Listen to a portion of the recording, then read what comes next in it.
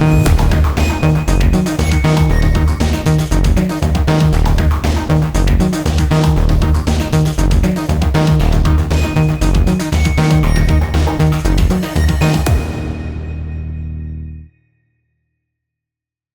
yang katanya Undang-Undang Cipta Kerja menciptakan lapangan pekerjaan bagi kita semua terutama rakyat Indonesia?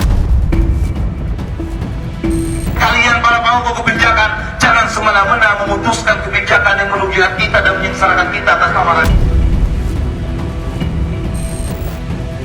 Ribuan buruh dari 60 serikat buruh nasional melakukan aksi unjuk rasa tolak kebijakan tabungan perumahan rakyat (TAPERA) di depan Istana Negara pada Kamis 6 Juni lalu. Selain mengkritik kebijakan TAPERA, para buruh juga mendesak pemerintah mencabut aturan soal TAPERA yang dinilai semakin memberatkan rakyat. Sebelumnya, di Kabupaten Tangerang, Banten, buruh dan sejumlah serikat pekerja menggelar aksi protes di kantor Bupati Tangerang pada Rabu 5 Juni 2024. Para buruh menilai iuran wajib TAPERA membebani mereka di tengah semakin tingginya biaya hidup. Tidak masuk akal secara logika, kawan-kawan. Apa aturan tersebut? Mungkin kawan-kawan buruh sudah tahu. TAPERA disingkat, kami singkat. TAPERA itu tambahnya penderitaan buruh. Dari kaum buruh jelas-jelas menolak karena undang-undang tersebut kami anggap itu cacat. Kami anggap itu tidak sesuai bagi kami kalau kaum buruh yang notabene penghasilannya di bawah upah sebesar 5 juta. Dalam aksinya, buruh mendesak pemerintah mencabut peraturan pemerintah nomor 21 tahun 2024 tentang tabungan perumahan rakyat. Para buruh menilai beban tambahan potongan gaji tidak sesuai dengan kenaikan upah kerja. Kenapa kami menolak itu? Yang pertama adalah kenaikan upah dengan Undang-Undang Cipta Kerja itu tidak lebih besar dari 4%. Potongan-potongan wajib yang BPJS Kesehatan, BPJS TK, Ketenagakerjaan, semua yang kalau kurang lebih ada sekitar 12%. Kenaikan upah hanya 1,6% tahun ini, terus potongannya ada sekitar di atas dari 7%. Itu luar biasa, di luar pemikiran kawan-kawan buruh itu. Lalu yang kedua, saat ini pemerintah seakan-akan memaksakan itu, gitu kan, memaksakan banyak kawan-kawan buruh yang sudah punya rumah, gitu kan, terus harus dipotong lagi. Kebijakan TAPERA juga menjadi topik perbincangan di sosial media. Sejumlah pembuat konten di sosial media juga mengkritik soal kebijakan TAPERA dengan membuat video kreatif bernada satir. And this is my rumah TAPERA. Welcome to my crib. Let's go. Come on in. Ayo masuk. Jadi gue mendapatkan rumah TAPERA ini setelah gaji gue dipotong selama 10 tahun. Dan inilah hasilnya. Dengan ruangan 2x2 dan mengambil konsep all in one, gue tinggal di sini. Room tour hari ini di rumah idaman gue, rumah TAPERA yang gue tabung selama 10 tahun ini. Bye-bye. Lah, segini doang? Ya udah, apalagi mau lu review? Udah cabut sono ah. Sempit ini. TAPERA. Berasa investasi bodong ya. Itu kan cuma soal warga udah nggak percaya sama pemerintah. Padahal bagus loh. Misalnya sebulan 125.000, artinya kan 30 tahun udah kekumpul 45 juta. Lumayan banget buat bikin rumah yang ada batu nisannya. Positive thinking dulu aja, nggak usah apa-apa tuh fadlizon seuzon. Nggak usah was-was bakal disalahgunain. Kemungkinan besar iya, makanya ilangin was-was itu. Ya, gue setuju sebenarnya sama sistem TAPERA ini. Ini kan menerapkan sistem gotong royong khas Indonesia tuh, harus dilestarikan. Ini sebenarnya sama aja kayak arisan. Cuma bedanya yang ikut ini 147 juta pekerja. Ya banyakin doa aja biar kalian bisa hidup abadi. Sistem birokrasi Indonesia ini udah sangat transparan. Saking transparannya, uangnya nggak kelihatan lagi tuh larinya kemana. Transparan. Penyelenggaraan tabungan perumahan rakyat diatur dalam peraturan pemerintah nomor 21 tahun 2024 yang telah diteken Presiden Joko Widodo pada 20 Mei 2024 kemarin. Jokowi meyakini simpanan TAPERA akan bermanfaat untuk masyarakat meski menuai pro dan kontra. Ya, semuanya dihitung lah. Biasa dalam kebijakan yang baru itu pasti masyarakat juga ikut berhitung, mampu atau nggak mampu, berat atau nggak berat. Seperti dulu waktu BPJS di luar yang BPI yang gratis 96 juta kan juga rame, tapi setelah berjalan kan, saya kira merasakan manfaatnya bahwa rumah sakit tidak dipungut biaya, hal-hal seperti itu yang akan dirasakan setelah berjalan. Kalau belum biasanya pro dan kontra. Berdasarkan aturan tersebut, besaran simpanan peserta tapera ditetapkan sebesar 3% dari gaji. Dari iuran tersebut, sebanyak 0,5% akan ditanggung pemberi kerja, sementara 2,5% ditanggung pekerja. Sementara untuk pekerja mandiri atau freelance akan menanggung seluruh beban potongan sesuai penghasilan yang diterima. Menurut pasal 5 Peraturan Pemerintah Nomor 25 Tahun 2020, peserta wajib tapera merupakan setiap pekerja dan pekerja mandiri yang berpenghasilan paling sedikit sebesar upah minimum wajib dan telah berusia paling rendah 20 tahun atau sudah kawin pada saat mendaftar. Sementara itu, Menteri Pekerja Umum dan Perumahan Rakyat Basuki Hadimulyono yang juga Ketua Komite Tapera mengungkap, tapera bertujuan untuk membantu pekerja memiliki rumah. Tapera itu memang itu tabungan, bukan dipotong terus hilang. Tabungannya itu untuk mendapatkan bantuan untuk membangun rumahnya. Penolakan kebijakan tapera tak hanya datang dari para pekerja, namun juga dari pemberi kerja atau pengusaha.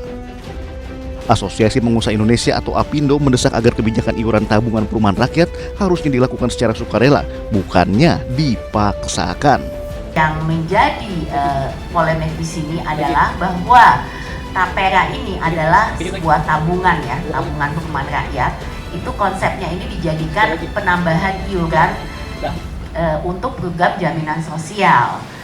Kalau namanya tabungan ya sukarela aja gitu. Jadi tidak perlu mengharuskan pemberi kerja dan pekerja untuk mengiur. Dari pihak swasta hari ini bersama-sama dengan serikat buruh kami menilai bahwa perlu ada pertimbangan dari pemerintah untuk merevisi kembali PP yang ada dan undang-undangnya ya, karena di undang-undang itu jelas menyebutkan ini adalah suatu keharusan. Gelombang penolakan tapera terus berdatangan. Anggota DPR RI, fraksi PDI Perjuangan Rieke Diah Pitaloka juga mengungkap temuan BPK soal dana tapera yang belum dikembalikannya ke ribuan pesertanya. Selengkapnya hanya di iNewsFile sesaat lagi.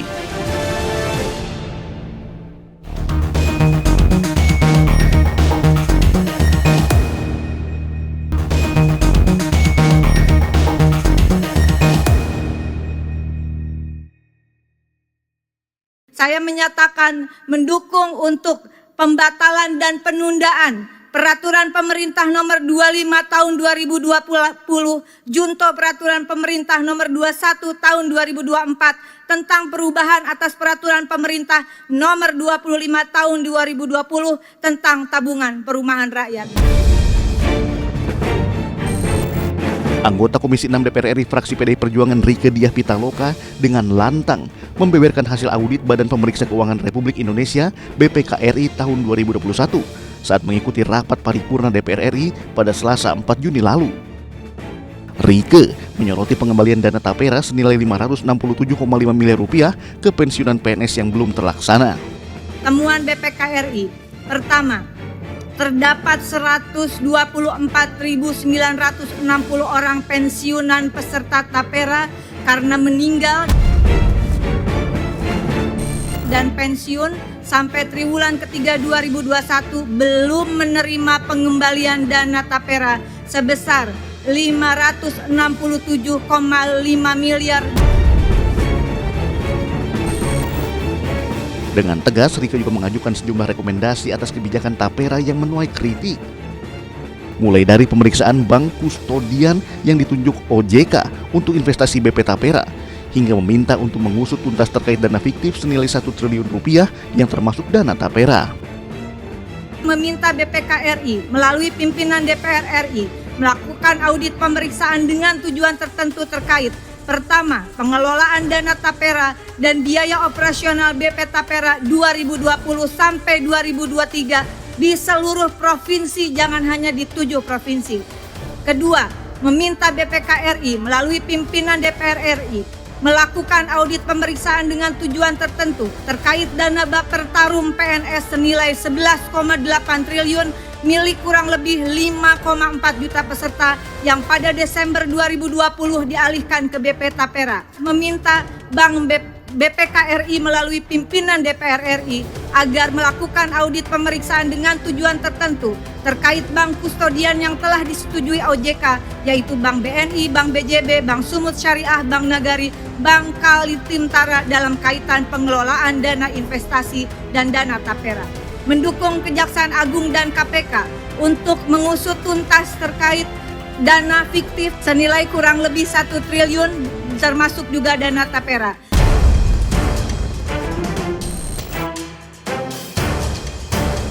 Sementara terkait temuan BPK RI, Komisioner BP Tapera Heru Pudio Nugroho menyebut temuan tersebut sudah ditindaklanjuti dan sudah diselesaikan.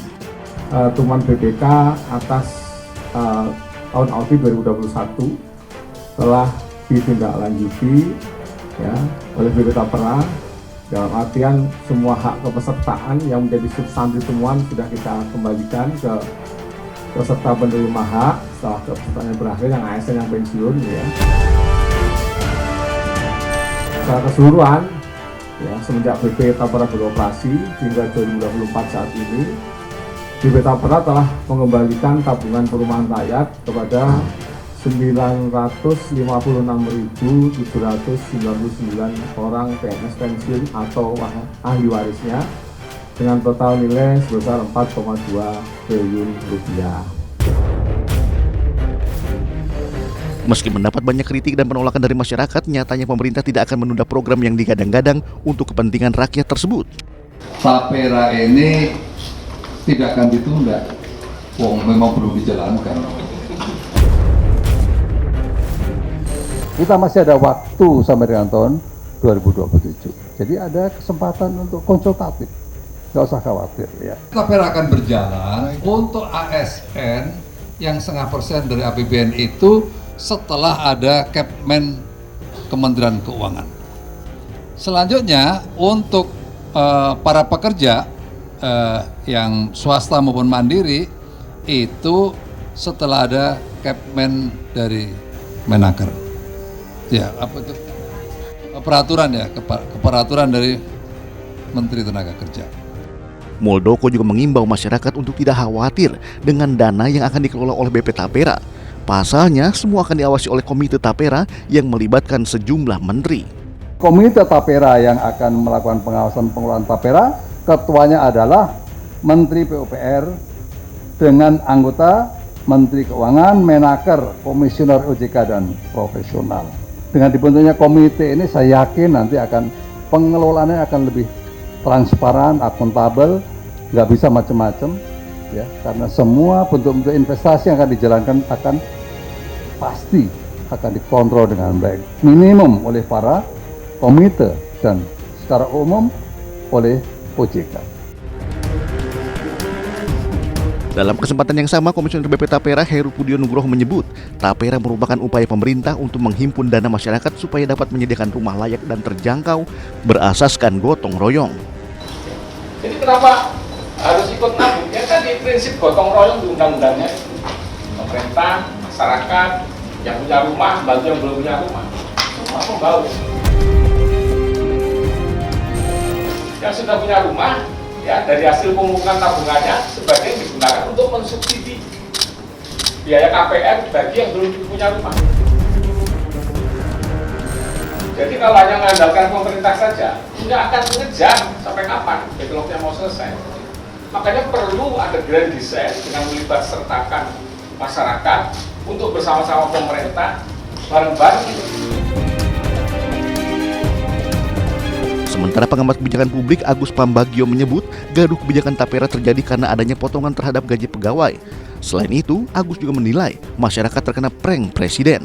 Ya, kalian di-prank sama presiden aja. Kenapa saya bilang di-prank? Karena pengumuman ini kan peraturannya belum lengkap.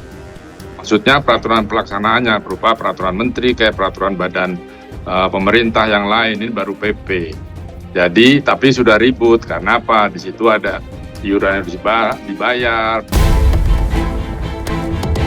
Baru disebut 3%, kemudian 5% bunganya. Terus di mana tempatnya? Tanahnya boleh nggak tanah sendiri? Kalau tanah sendiri boleh nggak renovasi? Kalau saya sudah punya rumah, iurannya dibuat apa? Apa jangan-jangan dipakai subsidi yang lain? Padahal subsidi itu tugasnya pemerintah. Jadi belum jelas. Kita di-prank aja sama Presiden.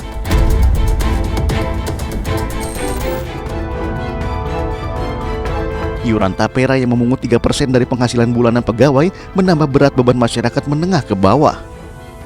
Tim Anyusfile bertemu dengan salah seorang pekerja yang hidup dengan upah gaji minimum. Bagaimana ia bertahan untuk memenuhi kebutuhan hidupnya jika kelak gajinya harus kembali dipotong oleh iuran tapera?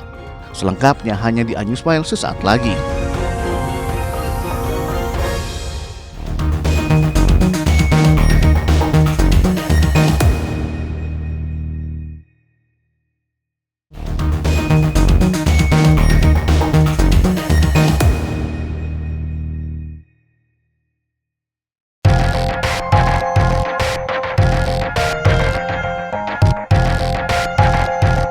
Program tabungan perumahan rakyat sebagai upaya pemerintah untuk mengatasi kekurangan perumahan di Indonesia menuai kekhawatiran dan kritik bagi sebagian karyawan, terutama kalangan menengah ke bawah.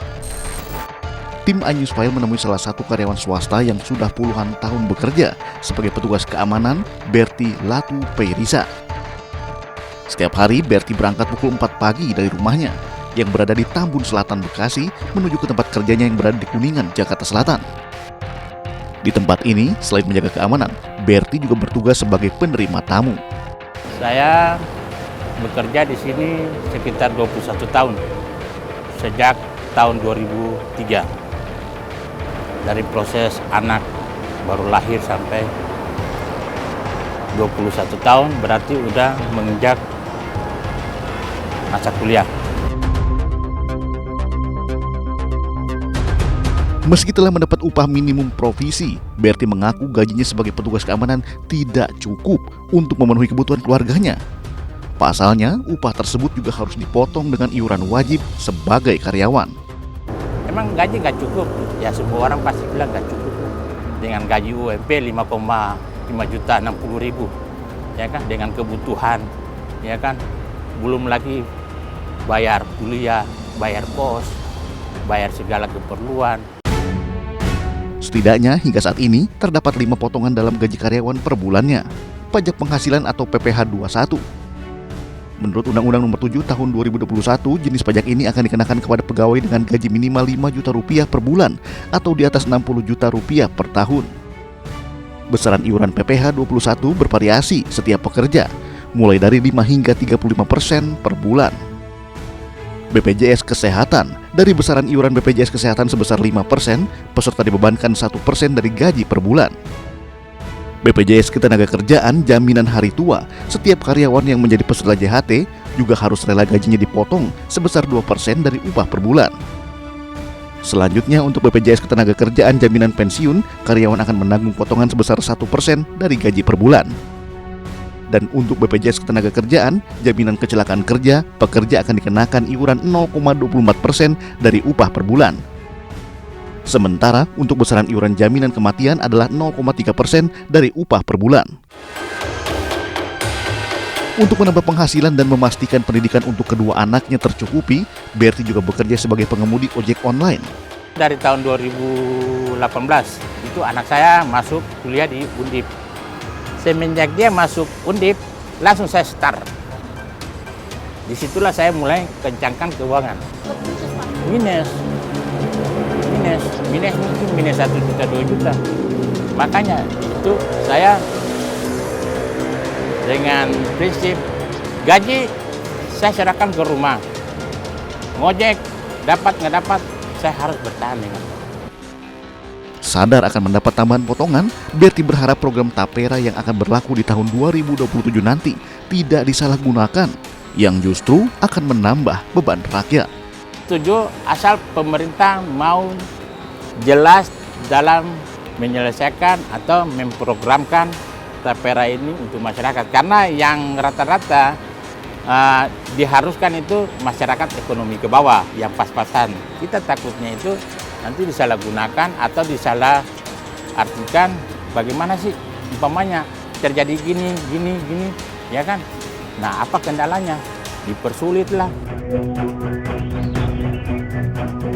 Berbeda dengan Berti, Aldi, seorang sopir di salah satu perusahaan swasta mengaku resah jika gajinya harus kembali dipotong untuk tapera.